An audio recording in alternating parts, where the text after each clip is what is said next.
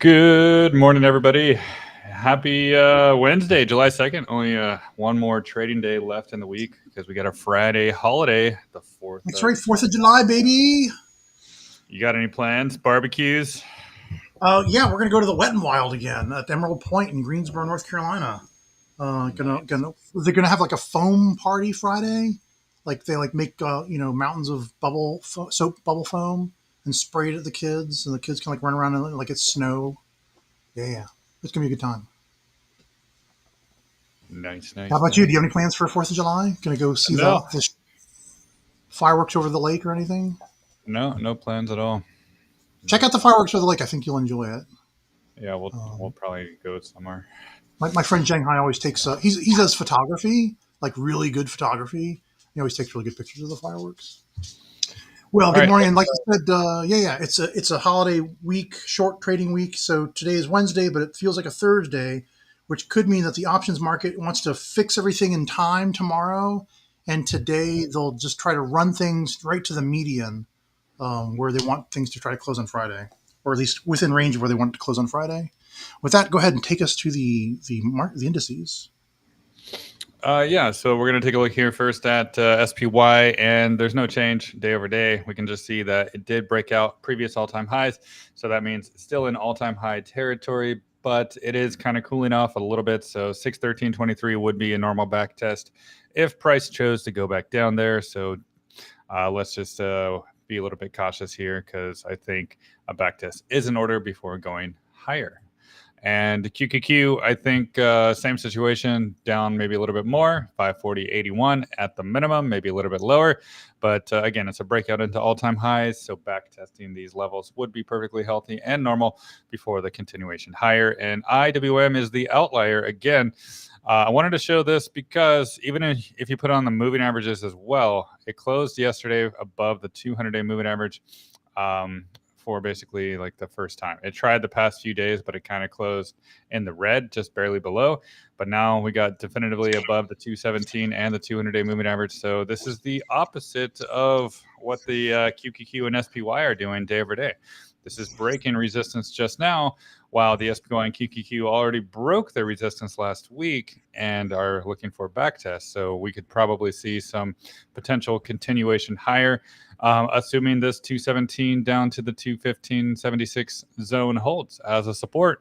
And then the next resistance is going to be 223.15 up top there.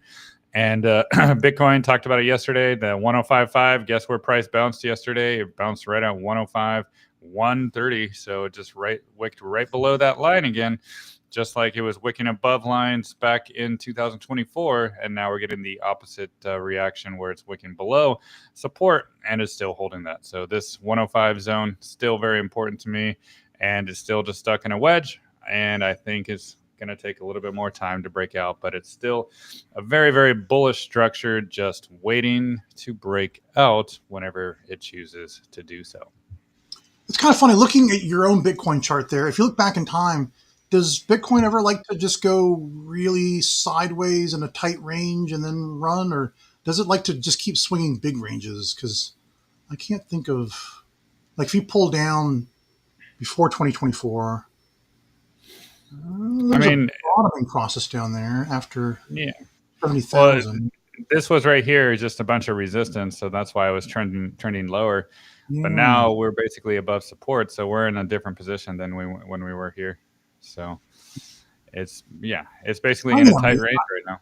I'm just trying to front run the action. What's it going to do? Is it going to like go inside that teeny tiny little wedge, or is it going to bust up? If that were the case, that would take into later on this year, into October, November, December. That'd be annoying. Yeah. So we'll see. Hey, have you heard these arguments about how they trade Bitcoin? I can't remember what the term is, but they trade it on paper off the books without actually moving the Bitcoin ledger around. And that's how like big accounts move. Basically pushing paper IOUs of Bitcoin around. Instead of buying it off the blockchain and impacting the price. Have you heard of this? Yeah. Okay. I'm not sure. No. I don't follow that kind of stuff. It was a post. I'll have to find it, and I reposted it once. I'll have to repost it again.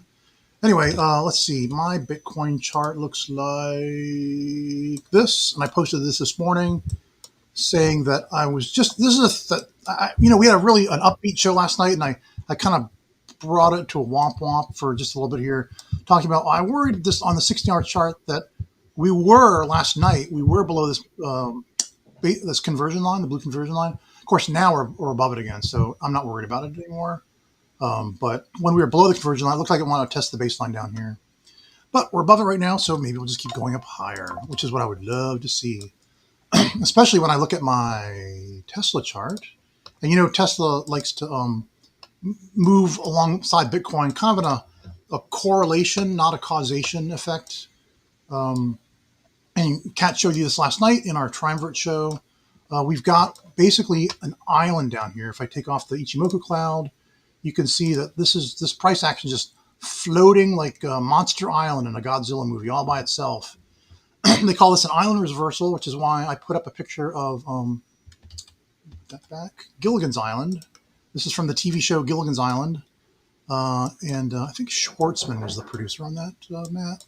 And it goes. It was supposed to be a 3-hour tour. They ended up on that island for several seasons, several years.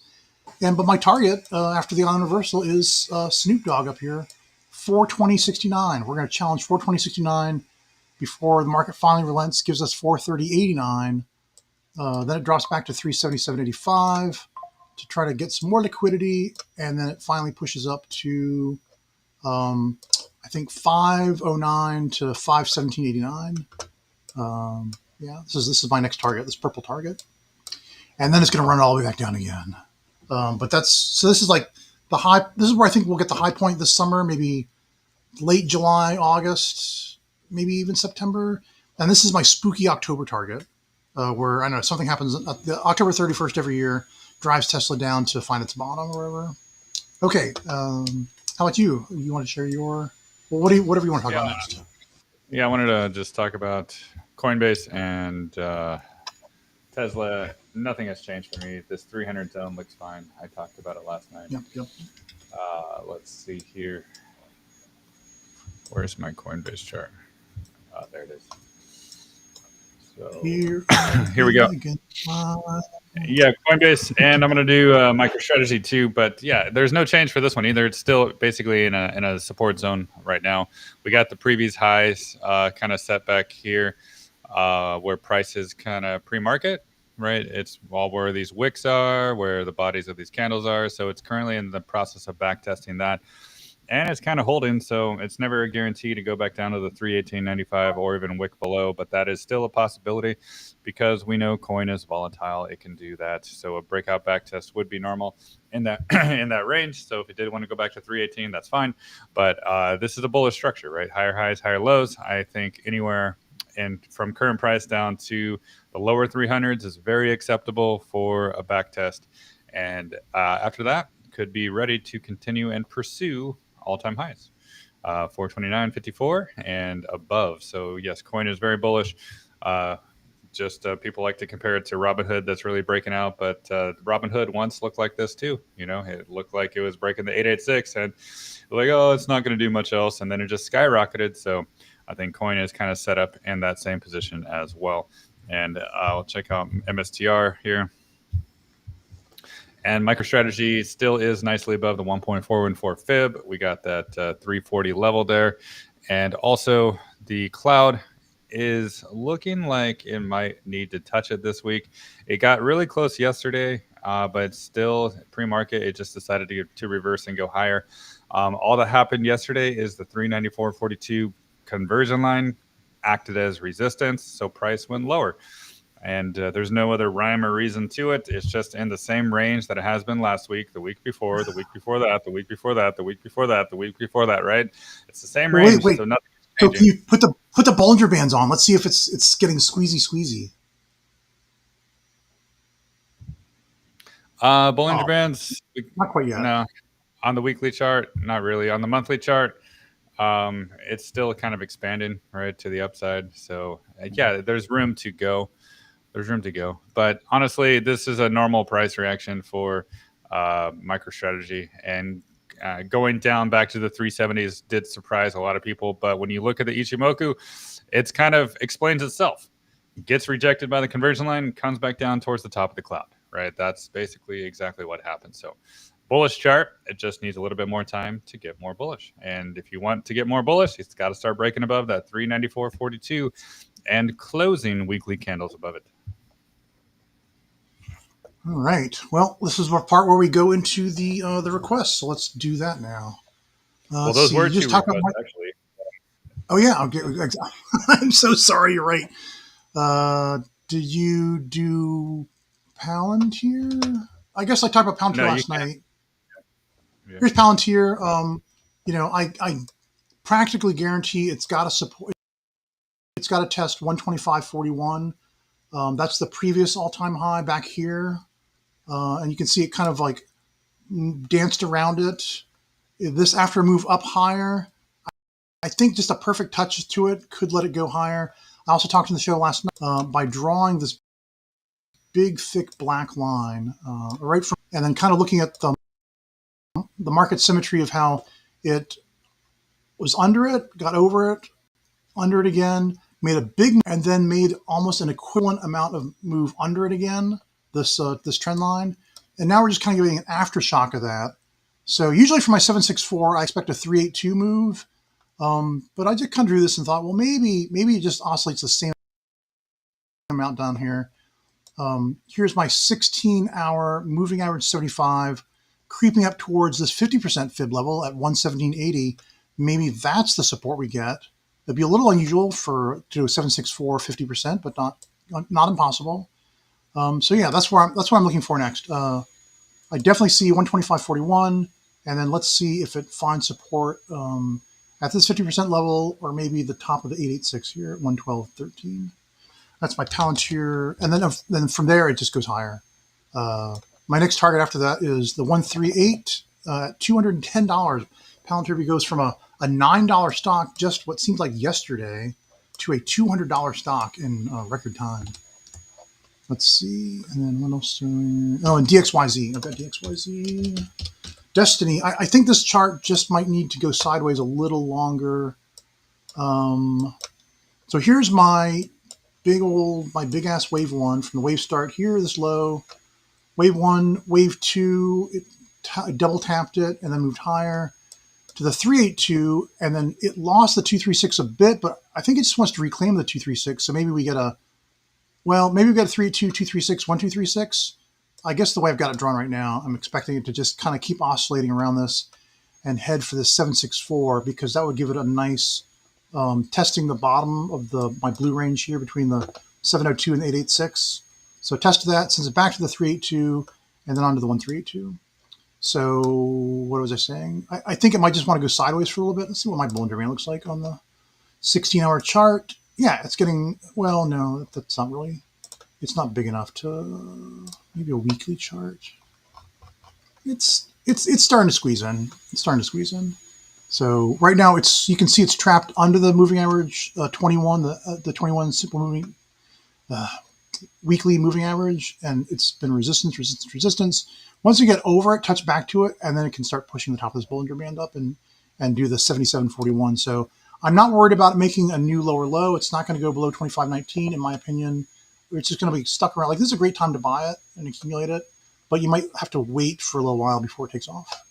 And that's my DXYZ chart. Back to you, Matt. Yes. Let's take a look here. What's next? I see AMD and Bit Farms. I'll let you do SBET. AMD. Absolutely. Yeah, let's switch back to me. So AMD, yeah, it's a normal reaction. I already talked about this, I think, last week or yesterday or something. I don't even know. But yeah, 131, that's your support zone down there. And we could even look at the 50-week moving average as well. And that is down there at 126.29. So if you're looking for a back test range, that's it. Down in that zone. So it is a breakout into the cloud, but it's not ready to get inside the cloud. So we're probably going to see a retrace down into the low 130s or the 120s down below. So, which is a very good development. And being on top of this 50-week is actually a good trend reversal because it has not been above it since October of last year. And essentially going back there to back test it. And it is kind of flattening, almost going to be upward sloping again too. So it's going to be basically a bullish chart, right? It's going to be a bullish chart, but don't buy resistance, be more bullish at support. And support is coming, low 130s down to the 120s, mid 120s. So it looks pretty good. And I can see Bit Farms, BITF. This one likes to make everybody angry, but it finally is reclaiming the 236, right? The 81.56. So that is our support zone. And it did not make a lower low just last week. So this is fine, right? It is just one of those later cycle plays. And it loves to collapse before it rockets higher. It's done that numerous times before. So as long as I see this fib hold as support, on average, then we could go higher. And actually, it looks like it's in formation of like a morning star candle formation as well, for the potential to get a lot more bullish too. So 81.56, that's the level I'm watching for support tracker. Right. Remember, Bit Farms had that awful news, and then, or was it Bit Farms or no BT? That was anyway. BT.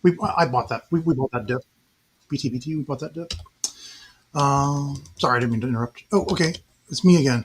HIMS health. Here's my HIMS chart. This is big old 1, 2. It already completed 5 ways up here. This was the 1, 2 back then. 5 wicks way up to the 300%. By the way, this is a 300% move from where this wave 5 started.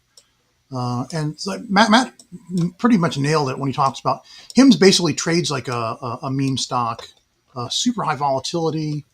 So here's my smaller degree wave 1. Wave 2 is in. So I view HIMS as now in the third wave. I remember I called this wave 2 bottom. Most people said that I was crazy to think that it could drop that far, and sure enough, it did. On news, but news just follows the technicals, not the other way around. Matt and I definitely agree on that. So yeah, HIMS it's in the third wave now. You can buy it anytime and expect to see a lovely profit from where prices right now, 118% higher to my wave 3 top projected target of 104.78. Though it'll probably do one of these things where it stops at 97.62 and has to drop back a little bit before it could extend to this 104.78. I've got 3 targets up here: 97.62 here, 104.78 here, or 109.76 if it extends to the 1618, even higher than my target. And that goes back to the 100% fib at 82.05, and then wave 5 is way out in the future, so we don't really care about that right now. But basically, it goes to $164 or maybe $169 to the 2618 on the retracement side. There you go. That's my HIMS chart. GRRRRRRR. This is a company that, let's see, they do AI spying. They do state-sanctioned spying with AI surveillance vans or whatever not. And they're really big in the UAE right now.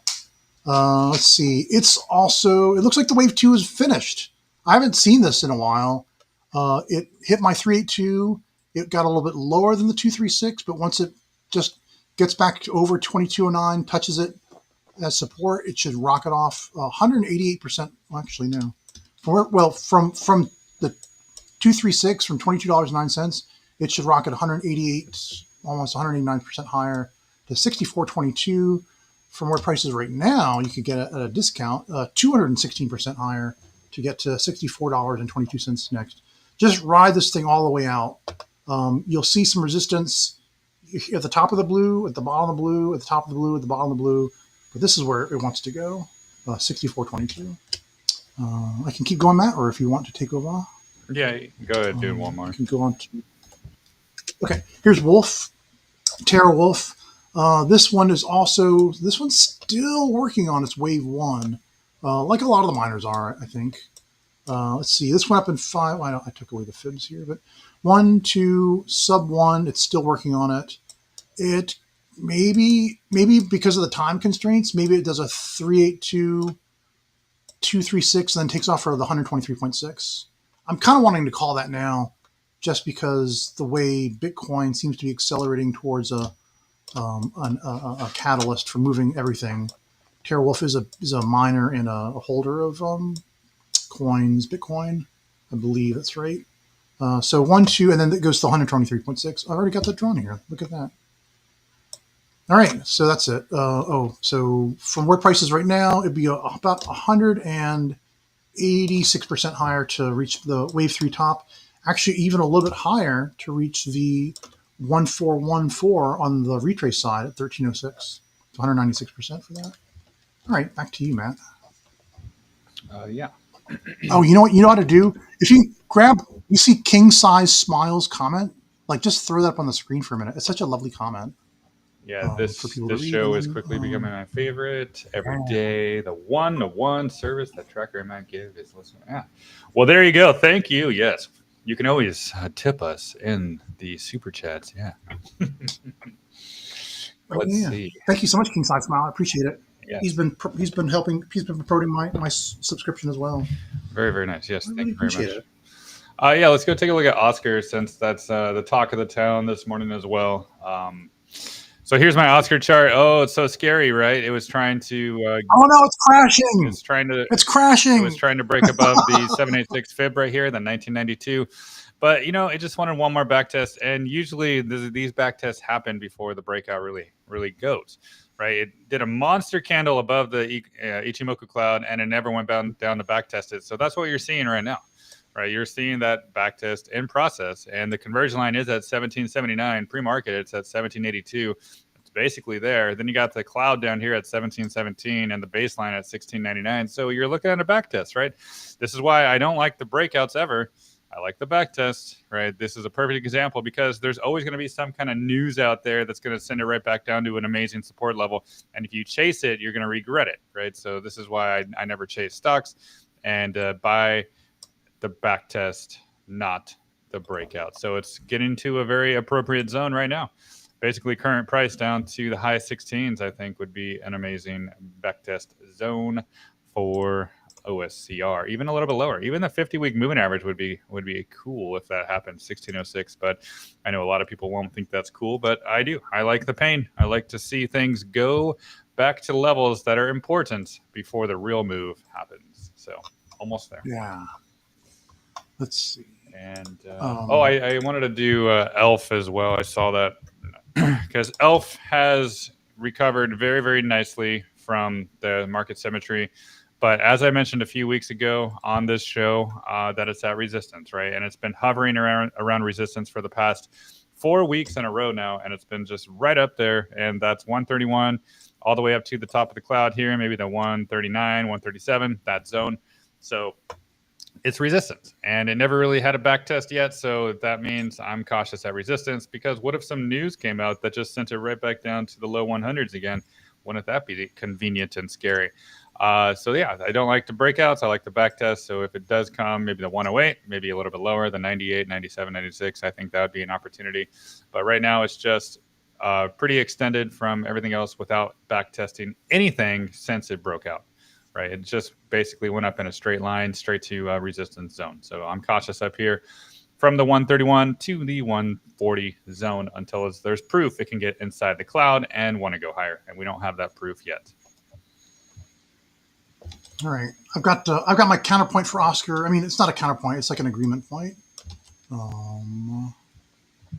Thank you. All right, so here's Oscar on my 16-hour chart with the Bollinger Bands. You can see how it did run up, just like Matt said, kind of overextended. And look, it's kind of testing back to where the 21 simple moving average is, the center of the Bollinger Band, this gray one right here. It could touch the 50% level. It doesn't have to, but it could go to 1699 at the open, and then I would say it's going to go bang, zoom up. These fibs, I grabbed this low right here. Right there, 1120, and back to this high right 27. So it comes back to maybe this 50% level, but then it's going to want to go up to this probably this 141 up here. So my target was 2718 actually. Oh, and look how closely this 141, the 2756 lines up with my 2781. So I'm kind of leaning into 2781 now, or at least 2756 for Oscar. That's where you hit resistance. That is 53% higher from where price is right now in pre-market. And it's going to want to back test the 382 down here at 1950 after that. And then it's in its third wave. And then you just let it ride on up. You're in the wrong place. Right up to 4124 or, oops. From where price is right now, 128% higher. From the bottom of that wave 2 test back, 111% higher to the wave 3 top. And then continue on with the requests. You did ELF. Did you do Zeta? Not yet, no. Sorry. Sometimes I look at my charts while he's talking, and then it's like I'm not really paying attention to that. But I'm paying attention, but I'm not paying attention, if you know what I mean. So here's Zeta. Okay, here's the thing. It needs to get back over 1577. You can kind of, right here, I think I did this in this show. I drew this trend line right here from here to here. It's got to break this trend line to make it more bullish. Otherwise, overall, it's been in a downtrend since it topped up here. It hasn't made a new lower low, so that's bullish, but it does need to reverse here soon. It can't just go down forever. I see my moving average 75 is starting to curl up. The moving average 21 is also curling up. So maybe it gets a little perfect touch right here of 1420 maybe at the open or something this morning, and then can go bang zoom up from there. Or actually, it's already hit this 50% level. Maybe that's all it needs, and then the 21 simple moving average catches up to it. Anyway, my projection for this 2229 comes back to test 1890 as support, and then overall my wave 1 projection at minimum is the 382, the larger. So off of this wave 1, wave 2, wave 3 sub 1 at minimum goes to $26.59, which is about, from where price is right now, 77% higher. And then if 26.59's resistance, it goes back to $20.52 for wave 2. There's a possibility, of course, for it to go higher than the 382, like the 618 or the 764, but one crime at a time, as my wife likes to say. So let's watch for 26.59 first. That's still a really decent gain, 76% higher, quite alpha. Low gains wants to know about Citibank. Gosh, what have I done with Citibank? Nothing. I haven't done anything with Citibank. I swear I had a chart for this, or Citigroup. I'll have to come back to that. Sorry. MP? Material. Oh, I haven't looked at this chart in a long time. Let's see what we got. Let's see. I drew this ABC corrective pattern, which, as you can see, also kind of follows. I guess I had the A and the B when I looked at this last time. And so the subwave would be 764,382, and it got more than that. Look, maybe it really is doing like 100% and then 50% fib style, 50 rate to. So if this comes back, I don't know, the 618 could hold as support, I suppose. Maybe the 50%, maybe 2849. Let me just delete these because now they're misleading. But overall, the C wave predicts 45.27, which gets us back to just under this blue support level, 70.20, the 702. So yeah, look for about $45 next overall. It might come back a little bit before it goes up to there. From where price is now, it's like 44% higher to 45.24, or just this bottom of this 702. And then after that, maybe it tests back to 100%, and then on higher. Overall, this chart, let's see, I didn't bother doing this one because, why didn't I do this one? It's like 120, that's a pretty decent gain, 129% from where price is right now to the wave 5 top. But I've got juicier ones that go to like 300% and 500% to the wave 5 top, so that's why. Do you want to do another one, Matt, or I can keep on going? Yeah, I was just going to show my MP too, because I think lower first. Oh, I think lower first before higher, because it hit my 45-degree angle, got rejected. So this was textbook market symmetry. You don't even need any indicator here. You can essentially just look at the symmetry alone. And look, it was a breakout backtest of the angle and the arc, and that was the launch pad to go straight to the 45-degree angle, and then it rejected. So it's going lower, right? I think it's going lower first. and this was pretty obvious to me. So we're going to see that the potential to go back to at least the 28 down to the 200-week moving average, the 26 is probably the target. So breakout, don't like the breakout, like the back test, and don't like the breakout here. I like the back test, right? So you can see the pattern. Do not chase, right? If you chase, you get trapped, and then 28.87 down to 26, or even a little bit lower, would be the target for me before going higher.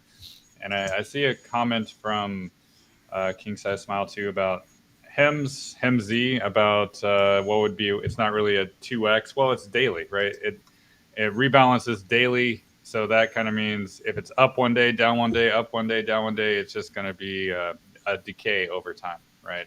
So the 2x is really if it just shoots straight up. So if it went up like 50% in one day, then yeah, it would be 100% for HEMZ, right? But if it's over time, it's not going to be exactly a 2x because it rebalances every single day. No, but still, if you buy it, like, you buy it at a bottom and then it goes in an uptrend, even if you don't get 2x over the lifespan, you're still going to get better than 1x over that lifespan. As long as it's a bull trend, yeah, which it is. On a bull trend, right? Let's see. I got Cipher. It's on fire pre-market. Let's find out. So CIFR on my weekly chart, yeah, it's breaking into the cloud right now, and the stage was set with this one as well.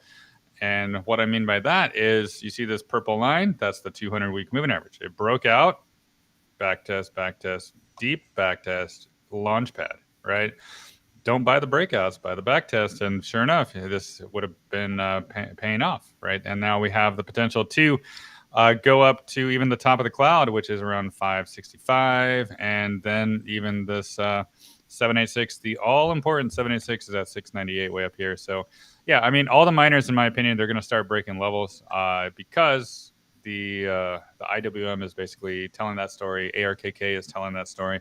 So this is looking like it wants to be more bullish. And Iron already broke through the weekly Ichimoku cloud, so I think Cipher could do that as well. So we're going to watch this 512, the 702. We're going to watch this Ichimoku cloud up here, try to break maybe the 560s. And if so, the 690s are next. But again, I don't like to chase. I think the opportunities really lie when it does a back test before the breakout really happens. So there's good things to come, but cautious here because it's also a resistance zone being inside the cloud. Let's see. My Cipher Mining says either it touched resistance at $5.70 for the 123.6 fib, or it's going to extend to the 1382 at $6.01. And it kind of does support that idea. Here's this small 1-2, and then the wave 3 sub 1 sub 2 did do a 764. No, wait. Oh, wait, no. This is, what is this? We got breaking news on Tesla. We got breaking news on Tesla. I want to interrupt you real quick. Oh, yeah. Come on. Oh my God, it's going back inside the Ichimoku cloud, guys. It's up 15 points right now. 17. Oh, yeah, look at it go. Look at how scary support is, right? It's leaving the island behind. Yeah, so it's a breakout back test. We're back above the 1 hour moving average 75. Yeah. So yeah, it just literally went to backtest the 50-week moving average, and everybody was scared, right? It's an upward sloping 50-week moving average, and everybody's frightened. And now it's up 19 points. This is why ignore the news, guys. No matter what, the charts tell the story, and people oh my God, just going back on my X feed yesterday, everybody's still so bearish. Nobody learns their lesson except for you guys that are watching. You guys learn your lessons, but everybody else out there that doesn't watch, we only get a few hundred views on these on my YouTube at least, but X, we have a lot more. But basically, if more people watch this show, I think they would understand that Be Bullish has support, and Tesla is a perfect example. So that 301, that wick below it, was the support, and now it's going to stay inside the weekly Ichimoku cloud, it looks like. So it's bullish, right? It's a bullish chart. That's all I got to say. All right, sorry for interrupting you, Tractor, and I'll let you finish the show. That's it. No, you didn't. I interrupted you. With all my excitement. Here's the TSLL chart, and from it after 4% mini boss again. Now we're back over the moving average 75. We're breaking out of this triangle. The moving average 300 is next on the 1 hour chart. Going to my 16-hour chart, and you can kind of see my TSL a lot better. You guys are getting a special preview. I don't show my TSL chart anymore. Publicly anyway. My next target is the 764 up here at $34.22, or 183% higher from where price is right now. And there you go. I've got some $21 calls for July 18th. I don't know if I'm going to make it on those, but I bought some later ones out after that too. So we'll see how it goes. But yeah, I was saying last night, a great way to trade with options is do calls on TSLL instead of Tesla. They're cheaper and they move farther. All right, that's a little tip from me to you. What was the other thing we were just going to do? Oh, they want your others chart. Can we see your others chart, Matt? Well, it was on the show last night, the Triumvirate show. Oh yeah, I did all of them. okay. I did all of them actually. I did total. I did total 2. I did total 3. I did others. I did all of them. So if you just go back and watch that, there's really no change. That's so cool. Oh yeah, and here's the Tesla chart because we've left Gilligan. Here was the island for the island reversal. We've left Gilligan's Island. Here's the 4-hour moving average 75. So on the 16-hour chart, yeah, you can see the moving average 75 scooped right under the island, and now we're testing this 16-hour Ichimoku baseline was initial resistance, but wait for it to test the conversion line, bounce between the two of them, and get on top of the conversion line and turn it into support, and then we can follow the top of this Ichimoku cloud up higher and higher to see Snoop Dogg at 420, baby. All right, it's 9:06. Yeah. Matt, yeah, that'll be it for today, guys. But yeah, this is why I'm always bullish at support, guys. And then I see in my X comments how people panic all the time, which doesn't make any sense at all to me. But at least you guys are getting the picture now that ignoring the news is probably the best thing you can ever do, and just look at the charts. So with that, guys, I'll see you tomorrow for the last trading day of the week. 3-hour tour. All right, I'll see you tomorrow. Thank you. Well, check out an old episode of Gilligan's Island today. It's a hilarious show. All right, thanks, Matt. I'll see you tomorrow. Thank you. Bye-bye, guys.